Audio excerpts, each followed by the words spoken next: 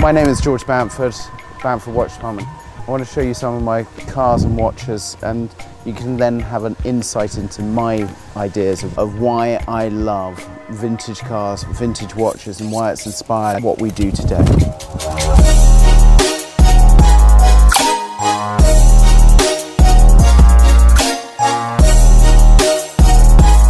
I want to show you firstly my 275 GTB. This has been a labour of love of a car. So when I brought it, it wasn't in the most perfect condition. Still isn't in the most perfect of conditions, but I absolutely love it. The interior is a little bit damaged, it's well worn. I drive it a lot on weekends and also up and down to London. But the other thing I wanted to talk to you about is this is the same with watches. For me, when I talk about vintage watches, I've got some beautiful old double-signed Ferrari watches. It was an amazing digital Hoya. It's got its own damage, its own love, its own attention that's been put into it, and the same with my cars. You know, I love that the seat hasn't been mucked around with. You know, yes, I've redone the exterior, but I haven't changed the interior because I love when I sit in there and you've got a wonderful watch and it's got a beaten leather strap, and for me that is like sitting inside this car. You know, I love how the car is, I just love that feel. This for me was one of my first vintage cars that I really got. I love how it is. The blue is wrong, just to warn you. It should be a darker blue. It's almost a bit of a Mercedes blue. There's no wing mirrors, there's nothing about it. This, for me, reminds me of like the time when cars were cool and people were cool. I also love how the tone on blues, I'm obsessed with blacks and blues together, especially when I'm designing watches. And for me, there is inspiration from this. There is that blue, there is the powdery blue inside. I love the Daytona seats. I also, you know, I don't keep it mint condition because I want to jump into it and drive it. I want to have fun, and I want people to go, oh my God, this is a great car to be on. Taking you to more modern, and there's a reason why I've put this here for you guys, because this is a car that when I was dating my wife now, this was the car I had. And my wife, in the best way possible, my wife thought I was an idiot when I had it. She thought that I was a show-off. I probably was.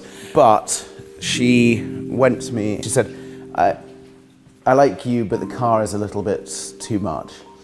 And I kind of thought that was the coolest thing, because then I realized that I found the right person in my life. As you can see, this was black on black on black. I'd done the wheels, I'd done everything black on black, and it had red interior. And I sold it, and actually I swapped it for another car, and it took me about 6-7 years to find it and get it back.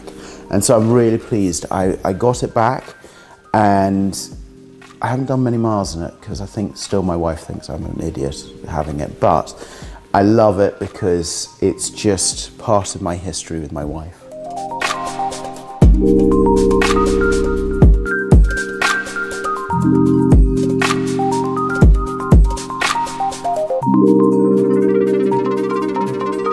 To try and get my wife into cars, this is her car.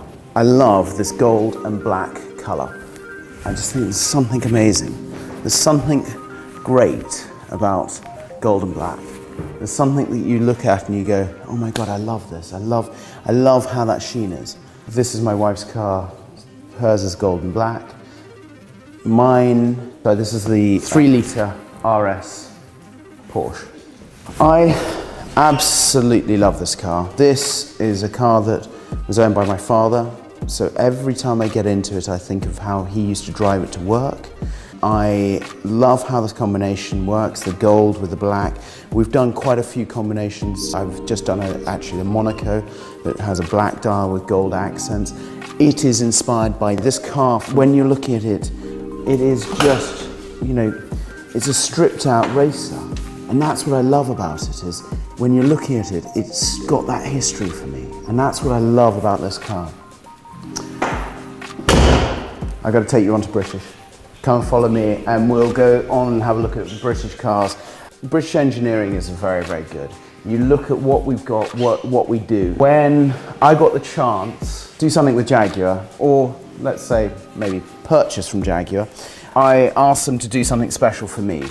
That was a Jaguar Project 7, the F-Type, the naughty F-Type, and I used our Bamford Aqua Blue. And why I talk about it being one of my signature colours.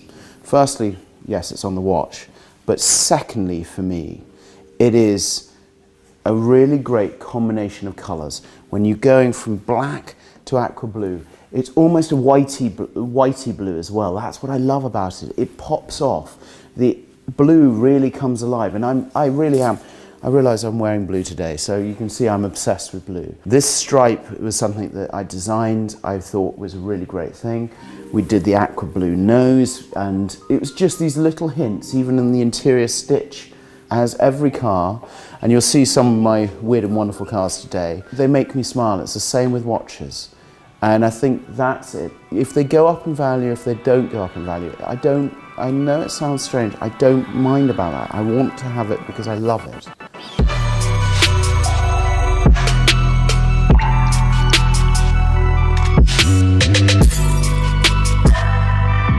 You guys said you wanted to see another passion of mine. It is off-roaders.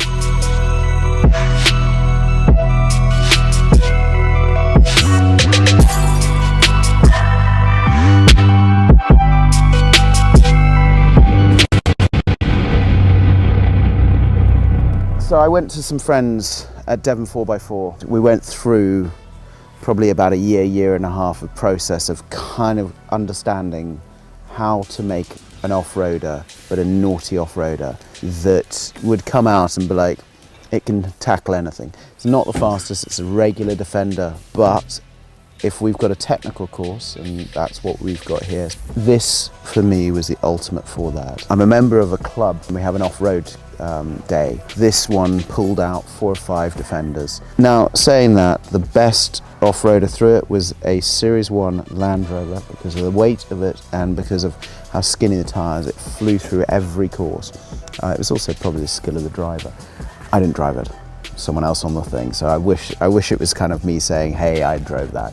On this, winches front and back, this was a long wheelbase 110, and we've now made it into almost looking like a 90. We've put a massive wheel arches on it and great suspension to make sure that we can actually go through anything.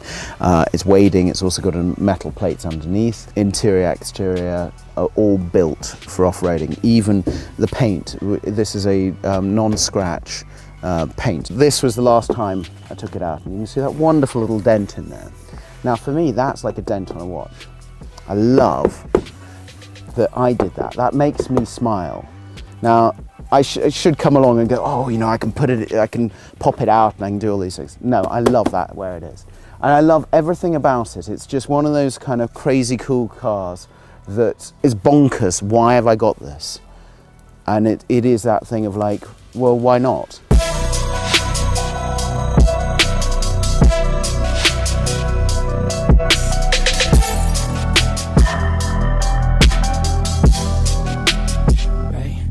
The watch that probably gave me the lightning bolt, the kind of the thing that went bing, I want to know about a watch, was the Breitling Navitimer. Chronograph movement. I was given it in 1996. I always say 1996 or 1995. The reason why this watch really set me alight was because I was learning how to strip it. Now, I'm going to take you back to me as a kid.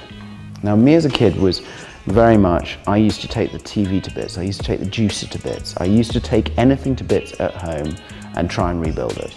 So I was the pain in the ass kid. I literally was one of those kids that probably would have had to have been locked into his house, into his bedroom. So that's how my brain was. This was probably the best present my parents have ever given me in my life. Hours of hours of hours of hours of me learning how this watch worked. There's chips and dents all the way around, all the case. That was, I had a penknife and I used to go pop. I know every bit of this watch. I know how the movement's made. I know how the springs are. I know how the jewels are. I know how everything in this watch, how to take it about, how to put it back together. This for me is one of those watches that when I look at it, I know how it does. This is kind of my baby. Now the MGB engine, you'll see me strip, is exactly the same. It is that idea of just actually taking some time and finding that kind of idea of engineering. Throughout my business, I've always asked, how does it work, or how can I do that? And that, I think, has embodied this.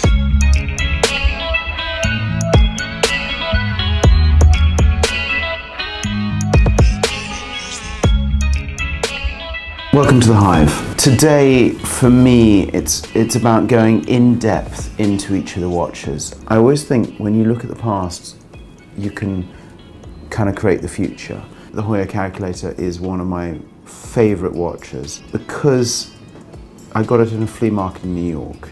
There's a dent on the bezel that I did when I was in a nightclub, so I shouldn't really admit that. I know this watch inside and out. It's something I've really loved. I've changed the strap 4 or 5 times on it, but I love the blue of the dial. I love the orange accents. When I thought about how do I create something different, when we looked at something like even the Autavia, I was like, well, I've got to do that sub-dial with that orange accent. But I've done a twist. I've done almost like a burnt orange accent with red accents, just to kind of do something different, but still looking at the past to create the future.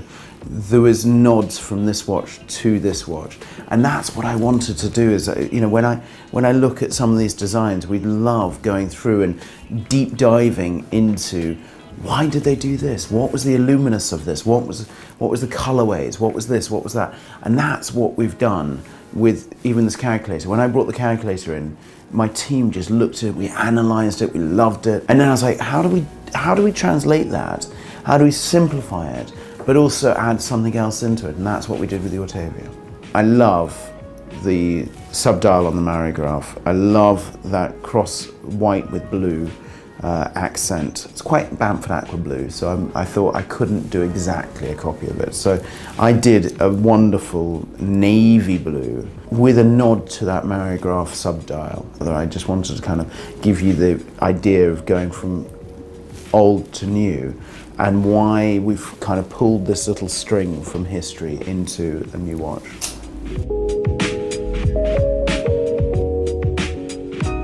I also wanted to show you some of the things where I really loved about how the digital revolution kind of infected the watch world in a way that just made you just smile and made you go, how, you know, there's some really seriously cool watches. And when I went on my voyage of discovery, and I say a voyage of discovery, but you go into this rabbit warren of kind of going, oh my God, I love this, I love this, I love this. And you go into the nuances. I found this and I was just like, that's so freaking cool. This is just one of those things where you just wear it and everyone goes, oh, I haven't seen one of those. Wow, that's kind of nuts. Oh my God, they did this, they did that. And I just loved that this is a quartz Breitling. And then you throw in things like Omega Speedmaster quartz. You kind of go, that's so cool. And then, it's kind of amazing when you put all the dials together, they've all got the same, but this is a Kentucky. And even how the bracelet looks on this Kentucky. I first wore this watch at an event and I had it on my wrist. The person that's an amazing journalist slightly took the piss out of me on it and said, why would you wear something like that? I realized why I brought it and why I wore it was because it made me smile. It's not about, hey, I want to go and say, I want to shoot my cuff and go, oh my God, look at my watch. This is about understanding what this watch represents. Represents, you know, the case. I mean, like, to build a case like this nowadays and to say, yeah, we're going to go and do the Kentucky. We're going to go and do the Manhattan. We're going to go and do a Ferrari Hoya. You're kind of going, are you mad? But it works.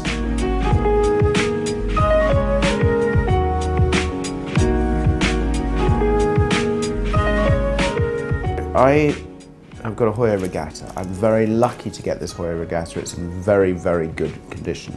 I love this dial. I love when I press on that and how it pops. I love how it is. When I got this, it then inspired one of the Bamford Ortavias. It was an all black Ortavia. And I just love the idea of these pops of colour. Now I've done the mustard orange because for me I love that burnt orange vibe because there's something quite cool about that. One of the team calls it vintage orange because there's a difference in orange and I wanted to kind of get that vintagey vibe with a modern twist. So when I look at these two together, I feel like they're separated by time, but they're not separated by design. And that's what I kind of loved, is that the whole thing of these two being akin, being brothers.